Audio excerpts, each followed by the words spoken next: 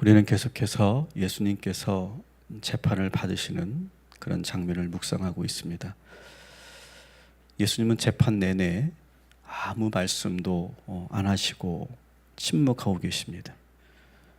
수많은 증인들이 나와서 예수님을 거짓으로 모함하고 고발해도 방어하지 않으시고 가만히 계십니다.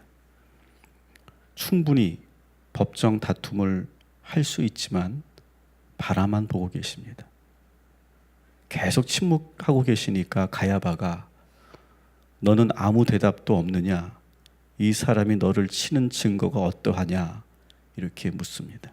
그런데도 예수님은 침묵하며 아무 대답도 안 하셨습니다. 또 증인들이 나와서 말도 안 되는 증언을 계속 퍼부어도 예수님은 계속 침묵하고 계십니다. 예수님은 왜 침묵하고 계실까요? 예수님은 억울하지도 않으셨을까요? 충분히 저 말도 안 되는 증인들을 꼼짝 못하게 만드실 수 있을 텐데 예수님은 아무 말도 안 하시고 지금 침묵하고 계십니다. 우리는 사실 침묵하는 것을 좋아하지 않습니다. 힘없는 사람이 말을 못하는 거라고 생각합니다. 또 침묵하는 것은 비겁한 거라고 생각합니다. 또 할 말이 없어서 침묵한다고 생각합니다. 그래서 사람들은 침묵하는 사람을 우습게 봅니다. 그래서 함부로 대할 때도 있습니다. 힘이 없어서 말도 못한다고 생각하는 것입니다. 그러나 여러분, 오늘 이 시간 예수님의 침묵을 우리가 묵상하면서 그 침묵하는 사람을 가볍게 보지 마시기 바랍니다. 무서워 말 못하는 사람과는 다른 겁니다. 침묵하는 사람과 무서워서 말을 못하는 것은 다릅니다. 침묵하는 사람은 그 속에 상당히 많은 것을 담고 있습니다. 침묵하는 사람들은 때로 상대방을 배려하고 기다려줄 때 그때 침묵합니다. 스스로 돌이키고 잘못을 시인할 때까지 기회를 주는 겁니다. 예수님은 지금 최대한 저들을 자극시키지 않고 더 큰 죄를 짓지 않도록 배려해 주고 계시는 겁니다. 이 시간을 빌어서 어제 있었던 일을 하나님께 회개하고 또 여러분들에게 나누려고 합니다. 저쪽 천장을 보시면 천장이 지금 공사 중인데 예수님께서는 억울한 재판을 받으시면서 침묵하셨는데 저는 어제 침묵하지를 못했습니다. 지난주 금요일 저녁 본당 천장에서 물이 떨어졌습니다. 그래서 몇 분 권사님과 집사님하고 이 문제를 점검하고 또 밤늦게 관리 직원들을 불러서 원인이 무엇인지를 파악하고 새벽 1시에 집에 들어갔습니다. 그 다음날 몇 차례 관리 직원들이 와서 원인을 파악하는 것처럼 보였습니다. 누가 보아도 옥상에서 생긴 크랙과 그리고 방수 문제로 인한 누수가 분명한데 시공사 직원들과 관리 직원들이 와서 이건 누수가 아니라 인테리어 공사 문제로 인한 결루가 원인인 것 같다. 이런 방향으로 이 문제를 해결하려고 하는 그런 모습을 보였습니다. 이 상황을 이상하게 몰고 가는 그런 관리 직원들의 모습을 보며 우리 선사님들도 강력하게 문제 제기를 하였으나 관리소장은 한 번도 올라보지 않고 누수 현상을 눈으로 보았던 관리 직원들은 소장과 사측 눈치만 보느라 아무 말도 못하고 있었습니다. 그런데 어제 다시 천장에 물이 떨어졌고 그 결과 결루가 아니라 누수라는 것이 명백해졌음에도 불구하고 과장과 소장은 10통 넘게 우리가 전화를 하였지만 전화 자체를 받지 않았고 다시 직원들만 와서 저희들 눈치만 이렇게 살피고 있었습니다. 지난 금요일부터 어제까지 전도사님과 권사님들이 어필을 하고 있으니 저는 담임 목사로서 침묵하고 지켜보고 있었는데 어제 시행사와 관리회사 또 소장이 하는 일처리 모습을 보고 또 아무리 전화를 해도 받지 않는 소장을 보고 순간 제가 흥분을 좀 하였습니다. 제가 잘 흥분을 안 해서 그렇지 우리 성도님들이 저의 그런 모습을 못 봐서 그렇지 저도 한번 흥분하면 무섭습니다. 근데 저는 흥분을 하면 더 차가워집니다. 더 차가워지고 아주 논리적으로 상대방을 꼼짝 못하게 만드는 아주 나쁜 능력이 있습니다. 그래서 목회자가 이러면 덕이 안 되기 때문에 지금까지 많이 참고 또 침묵하면서 지켜보고 있었습니다. 어쩌면 제 침묵은 그들을 위한 배려의 마음이었습니다. 그런데 그들은 저의 침묵을 조금 가볍게 여기는 것처럼 느껴졌고 그래서 저는 밤늦게 본사로 전화를 해서 소장이 한 번도 올라보지도 않고 10통 이상 전화를 해도 전화 자체를 안 받는데 이게 무슨 관리소장이냐고 강력하게 항의했습니다. 본사 측은 몹시 당황했고 비상 연락망을 통해 소장을 꼭 보내겠다고 답변한 뒤 15분 만에 소장이 달려왔고 그리고 그 회사의 임원도 달려왔습니다. 입점주들이 애타게 부를 때는 모른 척 하더니 본사가 부르니까 소장도 오고 임원도 한숨에 달려왔습니다.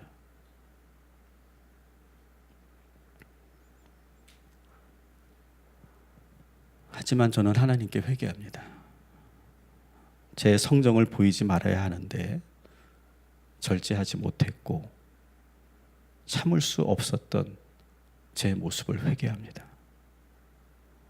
그래서 소장님 이하 직원분들이 회사 측에 어려움을 받게 될 수도 있는데 그렇게 된 것에 대해서 회개합니다. 또 제가 순간 조금 흥분해서 퇴근한 과장님과 주인님에게 또 직설적으로 표현한 거 회개합니다. 이렇게 제 성품이 더 다듬어져야 하는데 제가 부족했기 때문에 오늘 이 시간 제가 하나님께 회개하고 또 여러분들에게 이렇게 고백하는 이유는 제가 더 많이 다듬어지고 절제해야 하는 그런 연약한 사람이라는 사실을 여러분 기억해 주시고 이 주의 종을 위해서 기도해 주시기 바랍니다. 하지만 침묵하는 사람을 가볍게 보아서는 안 됩니다. 침묵은 아무나 할 수 있는 것이 아닙니다. 진짜 침묵은 내면이 강한 사람, 그리고 신중한 사람, 남을 배려하고 겸손한 사람만이 침묵할 수 있습니다. 여러분도 아실 거예요. 내가 침묵하지 못하고 내가 자꾸 말을 하게 되는 이유가 결국 그것은 내가 연약하기 때문에 그런 겁니다. 그런데 만일 침묵하는 사람을 계속 건드리면, 가볍게 그 사람을 여기면 아주 큰 어려움을 맞게 된다는 사실을 우리는 잊지 말아야 합니다. 최근 비서를 성적으로 유린했던 유력 정치인이 모든 정치 생명이 끝나는 일이 벌어졌어요. 그녀는 누가 보기에도 연약한 여성이었고 정말 침묵하려 했고 잊으려고 했고 섬기는 분을 끝까지 지켜주려고 했는데, 그러나 그는 그녀를 그녀의 침묵을 가볍게 여겼어요. 그녀가 침묵하는 것은 힘이 없어서 그런 거라고 착각했던 것 같아요. 그런데 결국 침묵이 깨졌고 그로 인해 그의 정치 생명은 그것으로 완전히 끝이 나버렸어요. 사랑하는 성도 여러분, 우리 예수님처럼 침묵할 수 있는 깊고 강한 영성을 우리 모두가 소유하게 되기를 주님의 이름으로 축원합니다. 그래서 감정대로 말하거나 행동하지 마시고 오늘도 신중하시고 침착하시고 기다리시면서 하나님만 바라보는, 그리고 침묵으로 기도하는 오늘 이 아침이 되시기를 주님의 이름으로 축원합니다. 그리고 여러분 주위에 이렇게 내면의 강인함으로 침묵하는 분들이 있다면 절대로 가볍게 여기지 마시기 바랍니다. 그리고 그런 분들이 있다는 것에 여러분 감사하시기 바랍니다. 그리고 두려워하시기 바랍니다. 이 대제사장이 답답했던지 또 다시 예수님에게 질문합니다. 61절에 보니까 내가 찬송받을 이의 아들 그리스도냐? 이렇게 묻습니다. 그런데 그때 예수님께서 침묵을 깨시고 드디어 입을 여십니다. 62절 말씀 같이 읽겠습니다. 예수께서 이르시되 내가 그니라. 인자가 권능자의 우편에 앉은 것과 하늘 구름을 타고 오는 것을 너희가 보리라 하시니. 아멘. 내가 그니라, 에고 에미라고 하는 말입니다. 내가 그니라. 침묵을 깨는 순간 예수님은 매우 강력한 말씀을 하고 계십니다. 지금까지 사실 예수님은 당신이 메시아임을 공식적으로 말씀하지 않으셨습니다. 그런데 드디어 이 공적인 자리에서 공식적으로 예수님께서 당신이 메시아이고 하나님의 아들임을 지금 선언하고 있어요. 그러면서 오늘 이 62절 말씀은 다니엘 7장 13절 말씀과 시편 110편 1절 말씀을 종합한, 그래서 그 두 말씀을 한 문장으로 종합한 말씀을 인용해서 당신이 누구인가를 지금 밝히고 있는 것입니다. 이 말씀을 들은 공회원들은 자기 옷을 찢으며 참남해하였습니다. 그리고 자기들이 원하는 유도 신문에 걸려들었다고 생각하며 사형할 혐의점을 드디어 찾았다고 조아라 했습니다.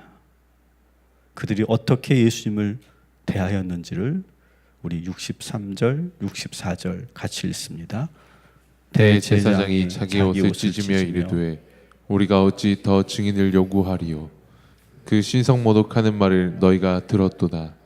너희는 어떻게 생각하느냐 하니 그들이 다 예수를 사형에 해당한 자로 정죄하고. 아멘.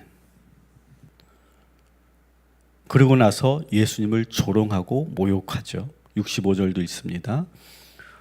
어떤 사람은 그에게 침을 뱉으며 그의 얼굴을 가리고 주먹으로 치며 이르되 선지자 노릇을 하라 하고 하인들은 손바닥으로 치더라. 아멘. 정말 얼핏 보면 예수님께서 유도 신문에 걸려서 곤경에 처한 것처럼 보입니다. 그러나 절대 그렇지 않죠. 예수님은 여기서 무죄 석방을 받으려고 하거나 살아서 나가려고 하는 목적이 아닙니다. 이 재판을 통해 당신이 누구인가를 분명하게 공식화하려는 것이 예수님의 목적이고, 그래도 지금까지 사내들인 공회원들이 채통을 지키며 몸을 사리던, 그리고 흥분을 감추고 있었는데 지금 예수님의 이 말씀, 에고 에미라고 하는 이 분명한 말씀으로 인해서 그들은 지금 크나큰 실수를 저지르고 있는 거예요. 여러분, 조금 전에 말씀드렸던 것처럼 침묵하는 사람을 건드리지 마세요. 그러면 돌이킬 수 없는 화를 입게 됩니다. 지금 사례되는 공회원들은 하나님의 아들을 모욕하는 중한 죄를 저지르고 있어요. 그들이 어떤 죄를 짓습니까? 예수님 얼굴에 침을 뱉고 얼굴을 가리고 주먹으로 때리면서 누가 때렸는지 네가 선지자라면 알아맞혀보라고 조롱하고 있어요. 그리고 비천한 하인들을 시켜서 손바닥으로 예수님을 치게 하고 있어요. 그들은 하나님의 종이라고 자처하는 사람들이에요. 그런데 하나님을 이렇게 모욕하고 조롱하고 때리는 씻을 수 없는 죄를 그들은 짓고 있는 거예요. 이것은 예수님의 실수가 아니라 예수님의 공격이었던 것입니다. 미국의 흑인들이 백일 경찰들에게 짓밟히고 진압봉으로 두들겨 맞을 때 전 세계인들이 미국 백인 경찰들을 규탄하기 시작했어요. 그리고 미국은 씻을 수 없는 부정적인 이미지를 전 세계에 심어 주었고, 실제 진압하던 어떤 백일 경찰은 양심의 가책을 이기지 못하고 괴로워하고, 그리고 어떤 경찰은 양심 선언까지 하기에 이르러요. 결국 마틴 루터 킹 목사님의 이 비폭력 운동은 미국 사회를 완전히 바꿔놓는 그런 계기가 되었습니다. 예수 그리스도의 십자가의 능력이 이 세상에서 가장 큰 능력임을 입증해주는 그런 사건이 바로 이 사건들이었습니다. 사랑하는 성도 여러분, 침뱉음을 당하시고 매를 맞으시고 조롱받으시는 예수님을 묵상하시기 바랍니다. 그리고 침묵이 가장 강력한 힘이라는 것을 여러분 기억하시기 바랍니다. 비폭력이 가장 무서운 무기임을 우리는 믿어야 할 것입니다. 예수 십자가의 사랑만이, 예수 십자가의 그 희생만이 결국 승리하게 한다는 사실, 여러분 이 사실을 기억하시고 오늘도 여러분 저처럼 실수하지 마시고, 오늘 여러분들은 침묵하시고 그리고 비폭력으로 맞서시고 십자가의 희생을 기꺼이 감당하시고, 그리고 십자가의 사랑으로 여러분의 가정을 다시 회복시키고 여러분의 일터를 변화시키는 우리 모두가 되기를 주님의 이름으로 축원합니다.